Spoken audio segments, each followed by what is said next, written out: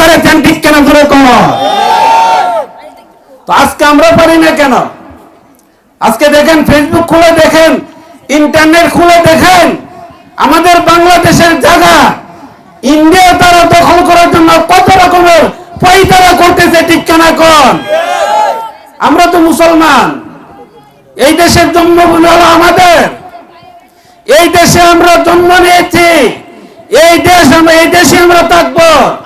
এই দেশকে রক্ষা করার জন্য যদি রক্ত দিতে হয়, আমরা মুসলমানেরা রক্ত দিব, জান দিব, মাল দিব, তবু আমাদের বাংলাদেশের 1 ইঞ্চি পরিমাণের জায়গা ইন্ডিয়াওয়ালারা দখল করার জন্য দিব না, দিব না, ঠিক কিনা আওয়াজ তুলো।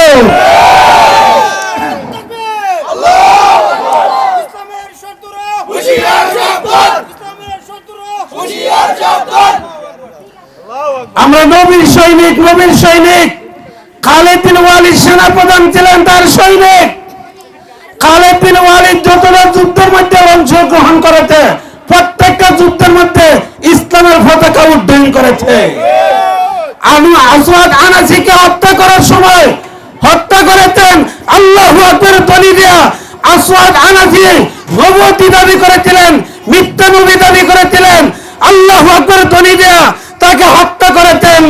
মুসাইলামাতুল কাজ্জাব মিথ্যা নবী দাবি করেছিলেন, সাহাবীরা খালিদ বিন ওয়ালিদ আল্লাহু আকবার ধ্বনি দিয়া তাকে হত্যা করেছেন। এইভাবে ইতিহাস প্রমাণ করে পৃথিবীর 16 লগ্ন থেকে আজ পর্যন্ত সারা বিশ্বে যারা ইসলামকে নিয়ে চিরিমিরি খেলতে মুসলমানেরা নারায়ে তাকবীরের ধ্বনি দিয়া সেখানে ইসলামের পতাকা উড্ডয়ন করেছেন, ঠিক কিনা ধরে কর।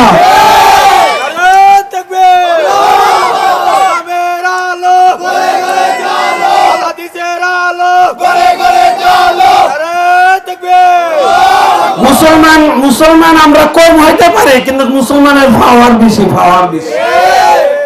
मुसलमान तादाद की कमी की वजह से मगलूब नहीं हो सकते। मुसलमान तादाद की कमी की वजह से मगलूब नहीं हो सकते। हाँ, ईमान की कमजोरी की वजह से मगलूब हो सकते हैं। मुसलमान संख्याয় কম হওয়ার কারণে কোনদিন পরাজিত বরণ করে না, কোনদিন পরাজিত বরণ করে না। ইতিহাস সাক্ষী, ইতিহাস খুলে দেখেন, ইতিহাস প্রমাণ করে না মুসলমান কম হওয়ার কারণে পরাজিত বরণ করে। কিন্তু মুসলমানদের ঈমান যখন দুর্বল হয়ে যায় তখনই মুসলমান পরাজিত করে, ঠিক কিনা জোরে কর। হ্যাঁ, ईमान की कमजोरी की वजह से मगलूब हो सकते हैं। আমাদের ঈমান যখন দুর্বল হয়ে যায়, আমরা দেখেন সঠিক আল্লাহওয়ালা লোক যারা, এদের সংঘর্ষ না গিয়া যত রকমের ভন্ডা আছে, ভন্ডা, কবর পূজারি, মাজার পূজারি, যারা গাছের পূজা করে, মাছের পূজা করে, পানির পূজা করে, মানুষের পূজা করে, তাদের কাছে আমরা যাই। এই যে গত কয়েক মাস আগে দেখছেন মাজারগুলা কিভাবে ভাঙছে। আসলে আল্লাহওয়ালা, প্রকৃতপক্ষের আল্লাহওয়ালার মাজার দ্বারা ভাঙা তো জায়েজ না। প্রকৃতপক্ষের আল্লাহওয়ালা যারা, এদের মাজার ভাঙা কি নাই, জায়েজ নাই। এদের মাজার জিয়ারত করা ভালো। তবে শাহজালাল আলী আমনী রহমতুল্লাহি আলাইহি, ঠিক না? আর কিছু মাজার আছে কবর খুঁজলে কোনো লাশই নাই, আর মাজার মাজার মাজার মাজার দাবি করে।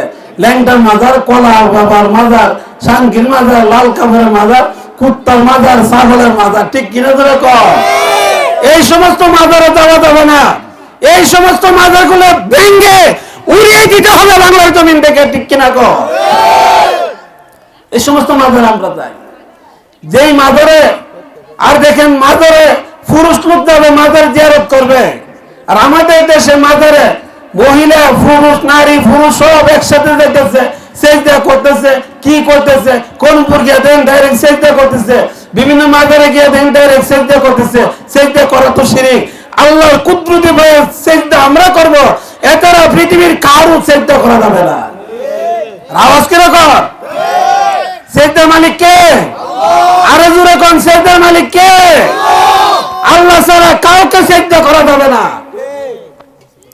হাদিস শরীফে রাসূল বলেছেন, আল্লাহর নবী বলেন, আমি যদি কাউকে আল্লাহ ছাড়া অন্য কাউকে সেজদা দেওয়ার বিধান থাকতো, তাহলে আমি নবী নারীদেরকে বলতাম তোমরা তোমাদের স্বামীকে সেজদা করো। হাদিস শরীফে নবী বলেন, আল্লাহকে ছাড়া অন্য কাউকে যদি সেজদা দেওয়ার বিধান থাকতো, তাহলে আমি নবী নারীদেরকে বলতাম, হে নারীরা তোমরা তোমাদের স্বামীকে সেজদা করো। আল্লাহকে ছাড়া অন্য কাউকে সেজদা করার বিধান আসেনি, নাই। থাকলে তো নবী নির্দেশ দিত নারীদেরকে তোমরা তোমাদের স্বামীকে সেজদা করো, বুঝছেন নি? আর ওহন যে যুগ আইছে স্বামী নারীর সেজদা করতে লাগে, ঠিক কিনা কর? স্বামী নারী করবে স্বামীর পূজা, আর ওর স্বামী করে নারীর পূজা।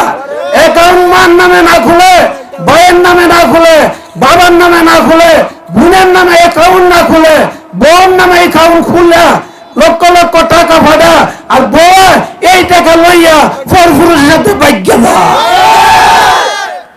আসিনি এমন বাস্তবে চলতেছে, বাস্তবে চলতেছে।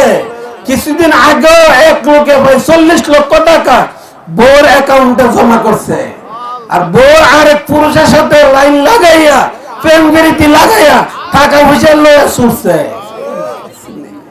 সাবধান, যুবকরা ভাই হাত রেখে বলে, মা বাপ থাকতে বোন নামে অ্যাকাউন্ট খোলা যাবে না। তখন টাকাও যাইব, বউ যাইব, আমও যাইব, সালাও যাইব। মা বাবা হলো পৃথিবীতে সবচেয়ে বড় ফির। সবচেয়ে বড় ফির কে? মা বাবা। সবচেয়ে বড় ফির মা বাবা। কোরআনের এক আয়াতে ব্যাখ্যায় মুফাসসিরিন ইকরামগণ বলেছেন, আল্লাহর ইবাদত করার পরে মা বাবার কৃতজ্ঞতা করার নির্দেশ আল্লাহ দিয়েছে। আচ্ছা বলেন, আনিশকুরলি ওয়ালি ওয়ালিদাই, আল্লাহ বলেন তোমরা আমার কৃতজ্ঞতা করো, পরে তোমাদের মা বাবার শুকর করো। মা বাবার, আচ্ছা ফিরের কথা কইছে না মা বাবার কথা? মুফাসসিরিন ইকরামগণ বলেন, এই আয়াতের ব্যাখ্যায় মুফাসসিরিন ইকরামগণ উল্লেখ করেছেন, পৃথিবীতে সবচেয়ে বড় ফির হইছে মা আর বাবা। আরে জোরে কোন সবচেয়ে বড় ফির কে?